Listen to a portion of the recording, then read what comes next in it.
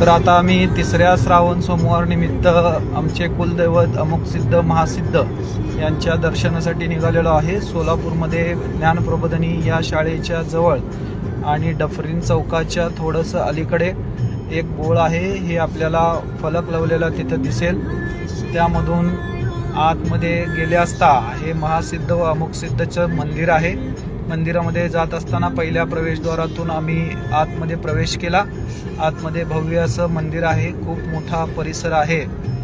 या परिसरामध्ये आपल्याला पहिल्यांदा आतमध्ये गेल्या गेल्या महासिद्धचं दर्शन घेतलं व आतमध्ये खूप छान पद्धतीची मूर्ती होती, त्याचं दर्शन घेऊन शेजारीच आम्ही अमुकसिद्धाच्या मंदिरामध्ये गेलो।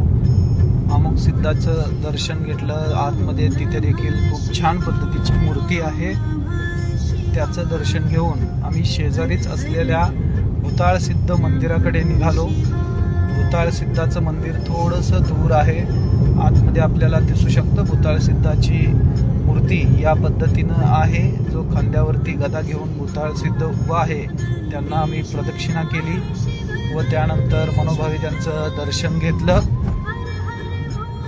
दर्शन घेऊन आम्ही पुन्हा महासिद्ध मंदिराच्या पुढे आलो व त्या ठिकाणी यंत्रोधारक हनुमान आहे त्याचं दर्शन घेतलं, जो दीपस्तंभाच्या खाली आहे। दर्शन घेऊन आम्ही पुन्हा रिटर्न निघालो, बाहेर आलो। बाहेर येऊन मनोभावे दर्शन घेऊन आम्ही आमच्या घराकडे निघालो।